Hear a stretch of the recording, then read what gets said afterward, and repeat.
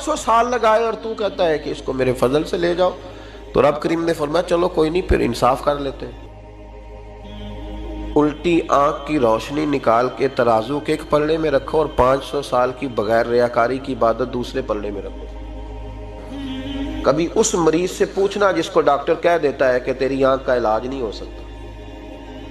بے بس ہوتے ہیں ڈاکٹر، جواب دے جاتا ہے شعور. پوچھ کبھی اس شخص سے کو کہتے ہیں بس جناب اب آپ اپنی آنکھیں موجود ہونے کے باوجود آپ دیکھ نہیں سکتے، اتنی موٹی آنکھ لگی ہوئی ہے.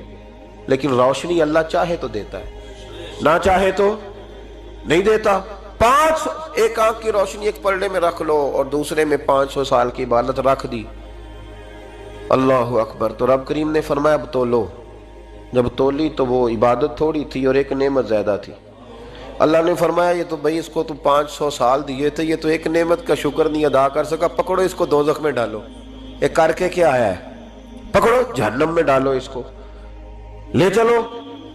ترمذی شریف کے لفظ ہے، نبی پاک نے ہمیں سمجھایا اور ایک جملے میں ساری بات ختم کر دی. حضور فرمانے لگے تو اللہ کی تھوڑے دیے ہوئے رزق پہ راضی ہو جا، وہ بھی تیری تھوڑی عبادت سے راضی ہو جائے گا. اور اگر تیرا پروگرام ہے نا لمبی چوڑی جائیدادوں کا تو پھر سجدے بھی لمبے کر، پھر لمبے کرنا تو بھی. یہ کیا بات ہوئی؟ یہاں جتنی دولت بڑھتی جاتی ہے عبادت سکڑتی جاتی ہے، وقت ہی نہیں، ٹائم ہی نہیں. یہ بڑھا پھر.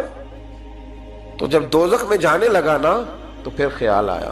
تو حضور فرماتے ہیں استغفار کرنے لگا، کہنے لگا اللہ میں بھول گیا تھا، اللہ مجھے غلطی لگ گئی. استغفار کر رہا. تو جب اس نے استغفار کیا تو رب کریم تو پہلے ہی بڑا قبول کرنے والا ہے. یا اللہ میں بھول گیا تو فرمایا چلو جو استغفار کرے اسے تو میں ویسے ہی معاف کر دیا کرتا ہوں، اسے بخش دو، اسے میرے فضل سے جنت میں لے جاؤ. پہلا استغفار. ہمارے بزرگ نے ایک مراقبہ کراتے تھے. مراقبہ ان فی خلق السماوات والارض واختلاف اللیل والنہار لآیات لأولی الالباب. مراقبہ ہوتا تھا اللہ کی نعمتوں پر غور کرنے کا نام. تو اکیلا بیٹھ، گردن جھکا اور غور کر خدا کا فضل کتنا ہے اور میری اس میں محنت کتنی، اس کا شمار کر. اس طرح کر کے 2 خانے بنا، ایک خانے میں اللہ کی نعمت رکھ اور دوسرے میں پھر اپنی محنت رکھ. اس کو کہتے ہیں مراقبہ. یہاں سے مراقبہ سٹارٹ ہوتا ہے.